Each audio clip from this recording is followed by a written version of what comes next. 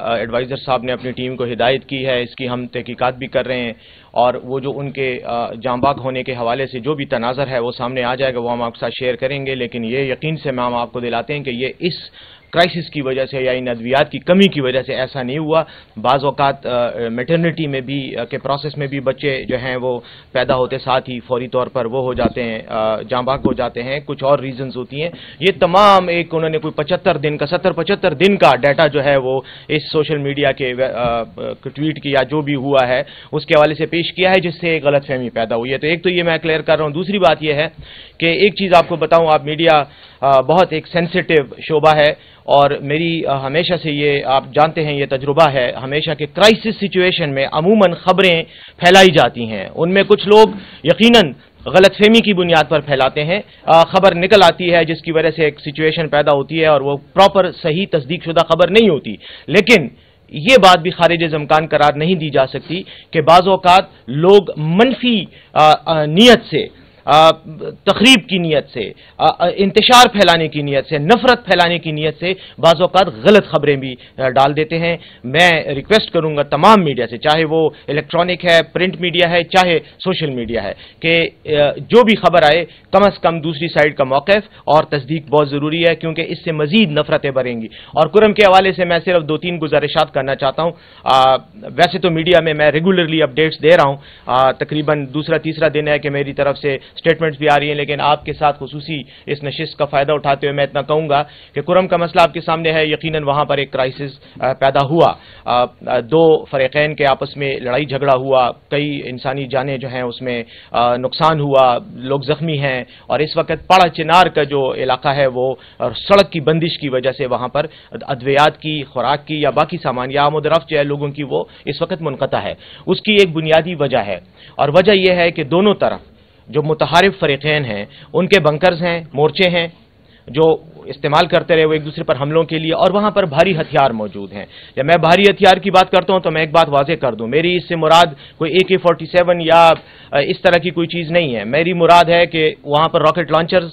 Anti aircraft guns اور surface to surface missiles تک وہاں پر موجود ہیں اور استعمال ہوئے ہیں ان لڑائیوں میں۔ اس لیے یہ بہت ہی ایک ایسی صورتحال ہے کہ جس کو اب خیبر پختونخوا کی حکومت نے یہ حتمی فیصلہ کیا ہوا ہے کہ ہم اب اس اسلحے کی موجودگی کو مزید برداشت نہیں کریں گے اور استعمال کے خلاف سخت سے سخت کارروائی ہوگی۔ لیکن قبائلی حالات، روایات اور جو وہاں کا ایک خاص قبائلی نظام ہے، ہم چاہتے ہیں کہ اس پوری مہم کی اونرشپ یقیناً ذمہ داری حکومت کی حکومت کرے گی، لیکن ہم اس پوری مہم کی اونرشپ بھی چاہتے ہیں کہ جو عوام ہیں وہاں کے اور خاص طور پر جو متحارب فریقین ہیں وہ بھی اس کی اونرشپ لیں، تاکہ یہ ذمہ داری ان پر بھی آئے جو اب تک لڑائی میں انوالو رہے ہیں۔ ہماری اسی لیے کوشش ہے، ہم نے گرینڈ جرگا جو تشکیل دیا تھا اس کو CM صاحب نے کوہاٹ جا کر ان کے ساتھ خطاب کرتے ہوئے ان کو بتایا کہ اب آپ کی ذمہ داری ہے آپ لوگوں سے مل کر اس مسئلے کا وقتی نہیں بلکہ پائیدار، مستقل اور ایک طویل المدتی حل جو ہے اس کے لیے آپ ہمیں تجاویز دیں تاکہ ہم اس کے مطابق کریں، سو دیٹ جب تجاویز آپ کی طرف سے آئیں گی اور حکومت ان کو نافذ کرے گی تو کل یہ گلہ شکوہ نہیں ہوگا کہ یہ ہمارے ساتھ کوئی زور آزمائی ہو رہی ہے یا ریاستی طاقت استعمال کی جا رہی ہے۔ ہم نے ان کو یہ موقع دیا ہے اور ہم نے بہت ہی خلوص کے ساتھ یہ موقع دیا ہے، اور ان کے عمائدین نے، رہنماؤں نے یقیناً ہمیں یقین دلایا ہے کہ وہ اس پر عمل کریں گے، اور ہم نے جو ان کو یہ ایک اپرچونٹی دی ہے کہ وہ لوگوں کی نمائندگی کرتے ہوئے ایک فارمولہ پیش کریں، امن کے لیے طریقہ کار پیش کریں، اس پر انہوں نے رضامندی کا اظہار کرتے ہوئے تقریباً پچھلے 9 دنوں سے وہ کوہاٹ میں بیٹھ کر جرگہ کر رہے ہیں اور آپس میں تصفیہ کرنے کی کوشش کر رہے ہیں۔ اب اس میں تھوڑی سی ایک جس کو میں کہوں گا تعطل آ گیا ہے، وہ یہ کہ کچھ لوگ بھاری اسلحہ سرنڈر کرنے سے اس وقت ہچکچا رہے ہیں۔ میں یہ نہیں کہہ رہا کہ انکار کر رہے ہیں، انکار سخت لفظ ہے، انہوں نے انکار نہیں کیا، لیکن ہچکچاہٹ ہے، تھوڑا سا تردد ہے، ان کے کچھ تحفظات ہیں۔ وہ تحفظات انہوں نے انتظامیہ کے سامنے بھی رکھے، وہ انہوں نے جرگے کے سامنے بھی رکھے۔ بہرحال ہمارا نقطہ نظر یہ ہے کہ جب تک، یہ میں حکومتی نقطہ نظر کی بات کر رہا ہوں، کہ جب تک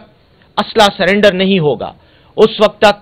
سڑک نہیں کھلے گی، اس لیے کہ سڑک کی بندش کی وجہ ہی وہاں پر لڑائی کی اور جو ایک دوسرے پر فائرنگ اور حملوں کی وجہ ہے۔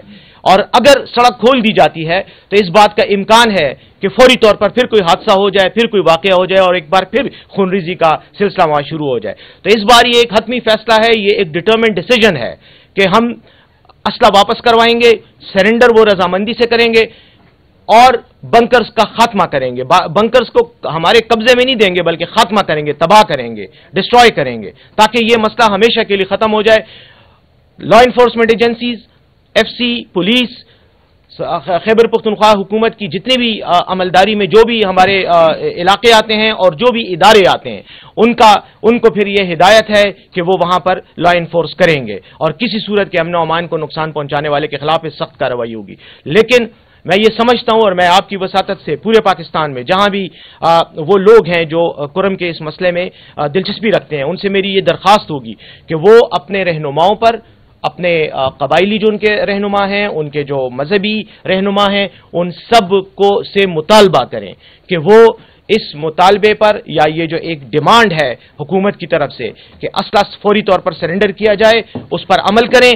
ورنہ یہ معاملہ طویل ہوتا چلا جائے گا. اور جو لوگ عام عوام جو ہے وہ دونوں طرف سے، چاہے وہ اہل تشیع سے تعلق رکھتے ہیں چاہے وہ اہل سنت سے تعلق رکھتے ہیں، وہ ہمارے پشتون ہیں، ہمارے پاکستانی ہیں اور مسلمان ہیں، اور ہم یہ چاہتے ہیں کہ ان کی تکالیف کم ہو سکتا ہے بعض لوگ تحفظات رکھتے ہوں، ہمیں ان کے تحفظات کا احترام ہے، لیکن ہم انہیں یہ یقین دلاتے ہیں کہ ہم وہ فارمولہ دیں گے ان کو کہ جس کے ذریعے یہ مسئلہ حل ہوگا، لیکن ان کو بھی ہمارے ساتھ تعاون کرنا چاہیے تاکہ عوام کی تکالیف ختم ہو. باقی جہاں تک ہماری طرف سے اقدامات کا تعلق ہے، مکمل طور پر جیسے وزیر صحت صاحب نے فرمایا میڈیسن کا کوئی ایشو نہیں. ابھی جیسے ہم بات کریں ہمارا MI-17 ہیلی کاپٹر جو ہے وہ لوڈ ہو رہا ہے، وہ آج سدا جا رہا ہے. ہم سدا اور پاڑا چنار دونوں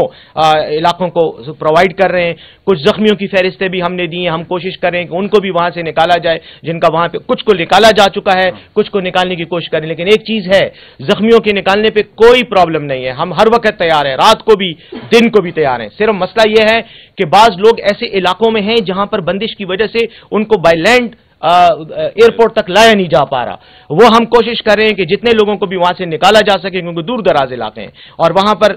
اسی کشمکش کی وجہ سے تھوڑا پرابلم بنا ہوا ہے لینڈ روٹ کو استعمال کرنے کا. تو ایک ہم یہ کر رہے ہیں. دوسری بات یہ ہے کہ خوراک کا بھی وہاں پہ کوئی ایشو نہیں ہے. یہ چیز میں آپ کو کلیئرٹی کے ساتھ کہنا چاہتا ہوں. تقریباً 27,000 میٹرک ٹن ہمارا وہاں پر غلہ موجود ہے اس علاقے میں، جس میں سے 2,000 ٹن کے قریب وزیر اعلیٰ صاحب کی ہدایات کے مطابق عوام کے لیے اوپن کر دیا گیا ہے. وہ وہاں پر موجود ہے. جن لوگوں کو بھی غلے کی ضرورت ہے وہ وہاں مل رہا ہے. کوئی ایسا ایشو نہیں ہے، کوئی کرائسس سچویشن نہیں ہے. البتہ اس میں کوئی شک نہیں ہے کہ مشکلات ہیں، عوام مشکلات سے دوچار ہیں، ہمیں ان مشکلات کا احساس ہے. لیکن جو ان کے رہنما ہیں ان پر بھی ان کی بھی یہ ذمہ داری بنتی ہے کہ وہ عوام کے ساتھ تعاون کرتے ہوئے، عوام کے مفاد کے خیال کرتے ہوئے اس مطالبے کو مانیں کہ بھاری اسلحہ سرنڈر کیا جائے گا. جیسی کیا جائے گا ہم سمجھتے ہیں کہ باقی مسائل حل ہو جائیں گے. بہت بہت شکریہ. Any question?